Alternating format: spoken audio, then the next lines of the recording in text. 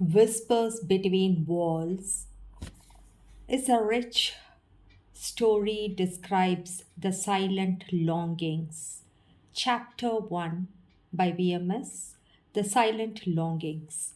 Megha adjusted the folds of her silk sari in front of the mirror, smoothing down the fabric over her rounded post-pregnancy belly. Her reflection stared back at her, youthful, voluptuous, and undeniably beautiful, but the sparkle in her eyes seemed dimmer than before. There was a weariness in her face, a quiet hunger that no lullaby, no diaper change, no routine could fill. Her son's soft cries came from the nursery, and she picked him up, pressing him close. The tiny warmth of his body brought a fleeting comfort, but it could not fill the void that had quietly taken root in her heart. Ajit, her husband, had been a dream once, ambitious and charming, successful. Now he was always gone, jetting from abroad, meeting to corporate meet, from one flight to another, leaving her to navigate motherhood all alone. He had believed he was a perfect husband. I provide everything she needs, he had said to himself countless times. The penthouse, the imported clothes, the gourmet food, the child, and their various proof of love. But Megha's heart craved attention, connection, touch, laughter shared in the quiet of a living room. Not just the presence of wealth. Days blurred into nights and nights into solitude. The neighbors' lives moved on. The children laughed, couples strolled hand in hand, but Bega remained trapped in a gilded cage. No one noticed how her desires were unsatisfied, how her body longed to be touched, not just for duty, but for passion. Then there was Ganesh. He lived next door, a man whose wife was sick and bedridden. He was handsome in a rugged way, confident and dangerous in a subtle, magnetic manner. At first, he had seemed nothing more than a neighbor, friendly, helpful, a casual smile across the garden wall, a few words about the weather or groceries. Yet there was a glint in his eyes, a kind of quiet calculation that sent shivers down her spine without her understanding why. It started innocently. He offered to help with groceries, invited her to a small gathering, made her laugh when Ajit's mind was a million miles away. For the first time in months, Megha felt seen, not as a wife, not as a mother, not as a symbol of status, but as a woman, as herself. One evening, as she returned from a long day of errands, Ganesh was waiting with 2 cups of coffee. I thought you might like a break, he said. His smile warm, easy. Megha hesitated. The rational part of her mind whispered caution. He was married. She was a mother. Her life should be confined to safety. Yet the longing in her chest, the emptiness that had gnawed at her since Ajit's departure, pulled her forward.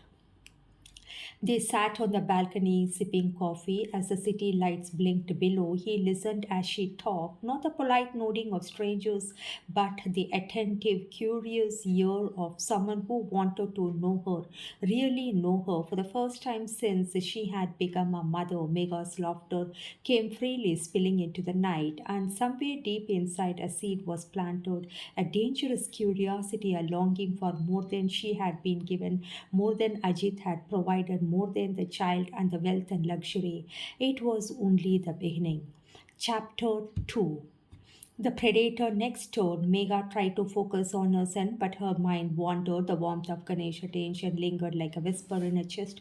It was harmless, she told herself, just friendliness. Yet the echo of his laugh, the subtle intensity in his gaze, had left her unsettled, excited in a way she hadn't felt in years. Ganesh began visiting more frequently under innocent pretensions. I saw you struggling with those grocery bags, he said.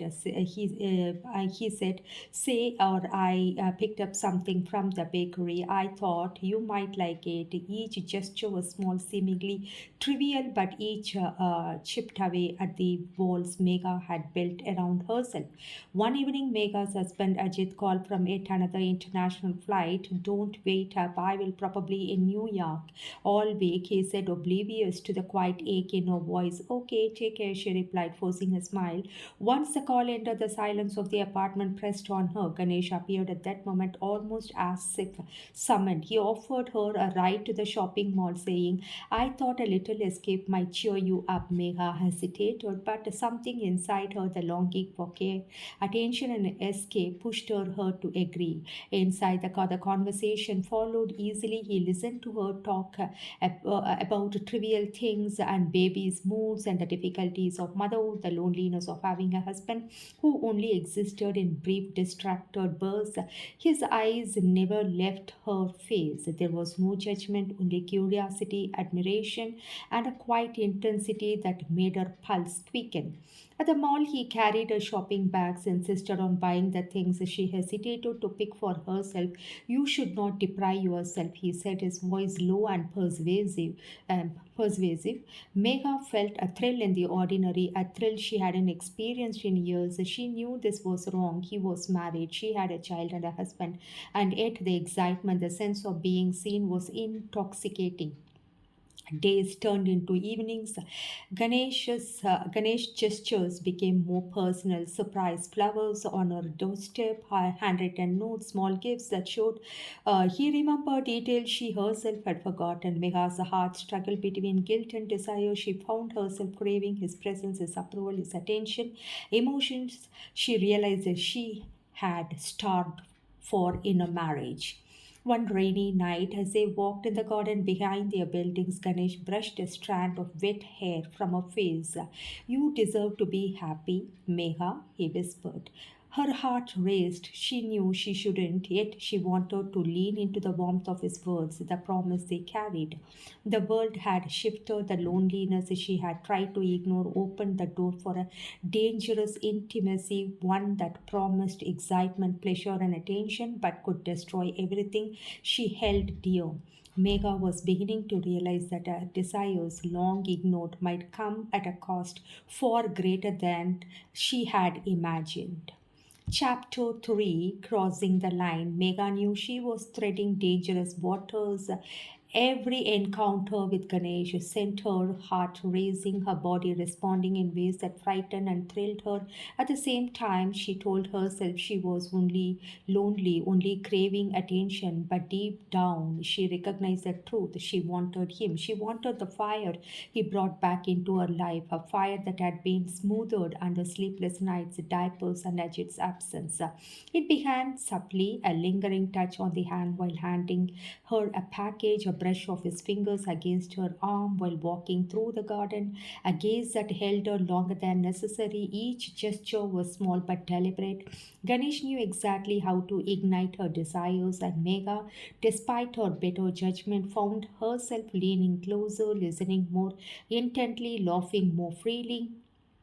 One evening, after a particularly stressful day with the baby, Ganesh invited her for dinner at a quiet, upscale restaurant.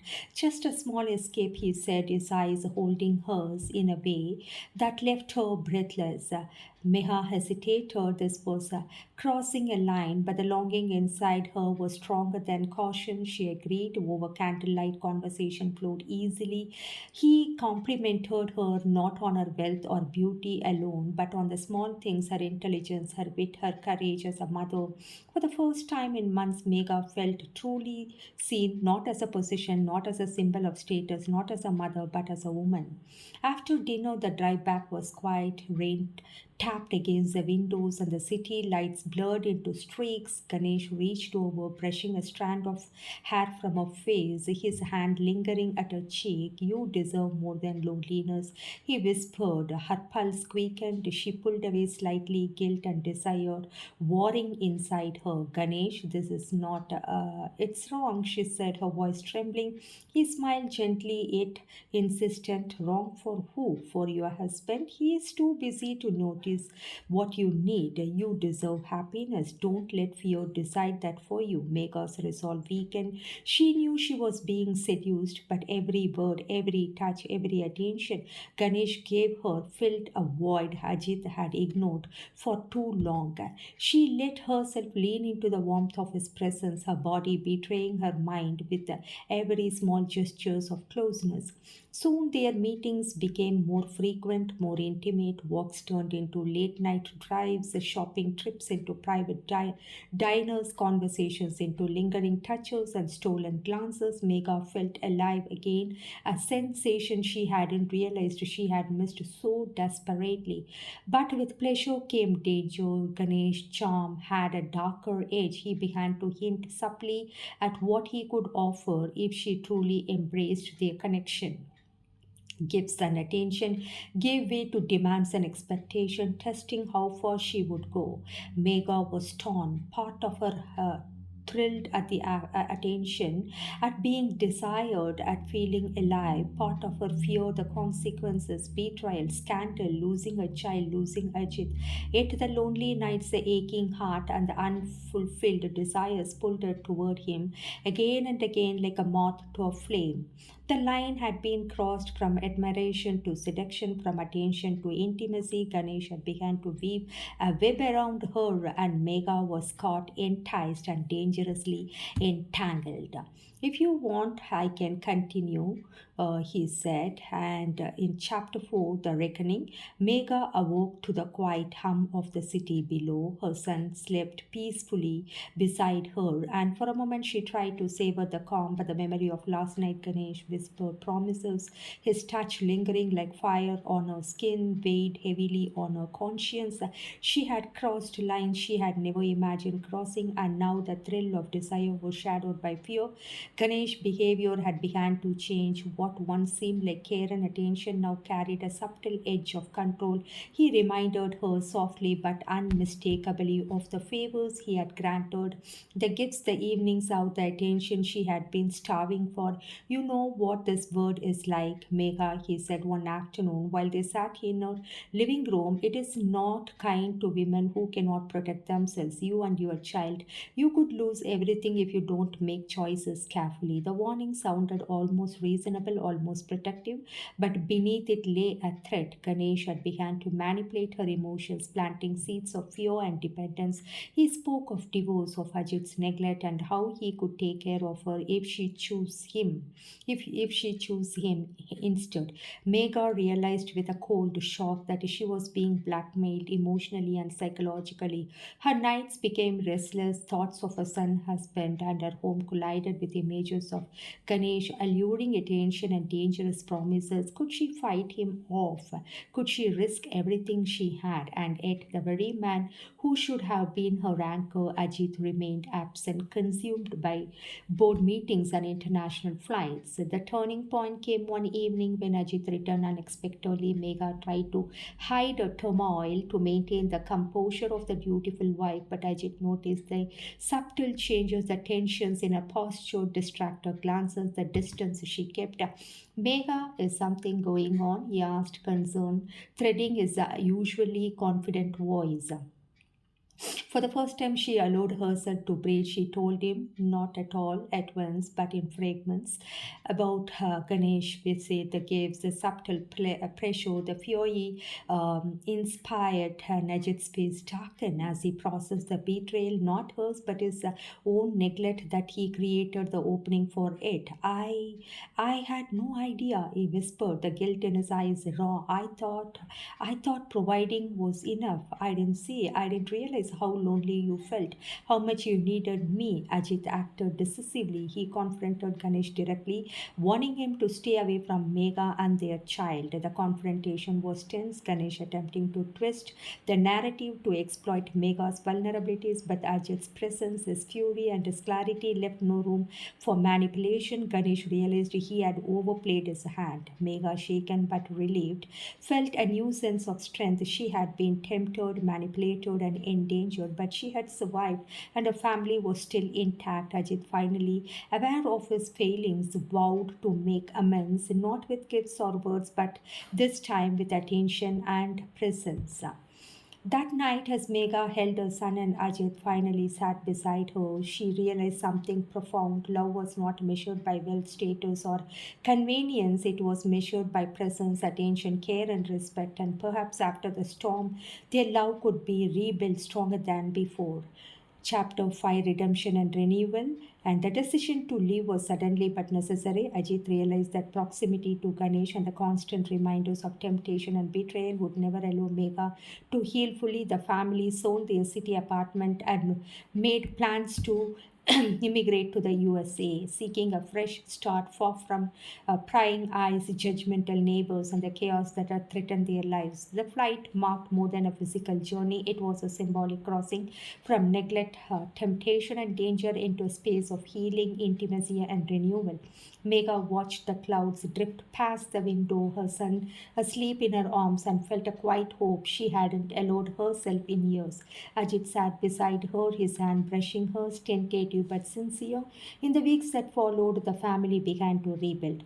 Ajit made time for meals, bedtime stories, and simple walks, small acts he had long underestimated. Megha allowed herself to voice her needs, to share her fears, her desires, and her lingering anxieties. Ajit listened. He apologized not just in words but through consistent, present actions. The wounds Ganesh had inflicted, emotional manipulation, threats, and intrusion faded with the distance. He was powerless now, a memory of a dangerous chapter in their lives. The family had reclaimed what Ganesh had tried to steal: trust, intimacy, and peace. One evening, as they strolled through a quiet park, Megha realized how much she had changed. She was no longer just a wife or mother, she had survived temptation, manipulation, and fear and emerged stronger, wiser, and more self aware. Her beauty, her desires, her passions all were hers to own, not to be exploited or ignored. Ajit squeezed her hand gently. I have failed you before, Megha, but I promise I am here now completely. She smiled, letting herself trust him again. I know, she said softly, and I am ready to start anew with you and our son. Life in the new country was not without challenges, cultural adjustments, homesickness, and the demands of a new city, but it was theirs. Every shared laugh, every touch, every quiet evening reinforced the bonds that they had almost lost. Wealth and status no longer mattered. Presence, care, and love had taken their place. Megha often sat by the window watching her child, played in the backyard, sunlight dancing on her hair. She remembered the lonely nights, the temptations, the fear, but those memories no longer held power. They were lessons, reminders of her strength and resilience. Ajit and Megha's love, once taken for granted, now flourished in the fertile soil of attention, presence, and mutual respect. Ganesh, the shadow of a dangerous past, had vanished, leaving only the clarity of what truly mattered: family, trust, and the quiet, enduring joy of being together. Megha breathed in the crisp evening air, a smile touching her lips. Life, she realized, could be chaotic and dangerous, but it could also be beautiful, nurturing, and deeply fulfilling when hearts were open and present. The chapter of betrayal was over, the chapter of renewal had begun. Epilogue: a life reclaimed. 5 years had passed since Megha, Ajit, and their son had begun their new life in the USA. The skyline of their new city no longer seemed foreign. It had become home. The chaos, suffocating constraints of their old lives were distant memories softened by the passage of time and the strength they had built together. Megha had blossomed not just as a mother and wife, but as a woman who had reclaimed her identity. She pursued her passions, nurtured friendships, discovering the joy of independence alongside the security of a family. Ajit, once consumed by ambition, has learned the delicate balance between career and family, proving that love required presence more than provision. Their son had grown into a bright, lively little boy full of curiosity and laughter. Megha and Ajit watched him with pride and gratitude, knowing the value of the life they had fought to protect. The nights of fear and temptation and the show of Ganesh manipulation had faded into a memory, powerless against the bonds they had strengthened. On a quiet Sunday morning, the family sat in their sunlit living room. Megha sipped her coffee, her fingers brushing against Ajit's hand. They shared a smile. They spoke of trust, forgiveness, and shared resilience. We have come a long way, she said softly. Ajit nodded, his gaze warm, and we will go further together. Outside, their son ran across the yard, his laughter ringing clear. Megha watched him, feeling a sense of peace she had not known in years. Life was still unpredictable, still full of challenges, but it was theirs to shape. Love, care, presence, and understanding were now the foundations of their home, stronger than any wealth, more sustaining than any luxury. And Ganesh, he was a shadow in the past, reminder of the dangers of neglect and desire, but he no longer held power over them. Megha had faced temptation, survived manipulation, and chosen life, family, and love. As the sun dipped low, casting a golden glow over their home, Megha realized something profound. Happiness was not a gift to be given or taken, it was earned through courage, patience, and the willingness to nurture what truly mattered. Together, they had reclaimed their lives, their love, and their joy. The chapter of betrayal had closed. The story of renewal, fulfillment, and enduring love had just begun.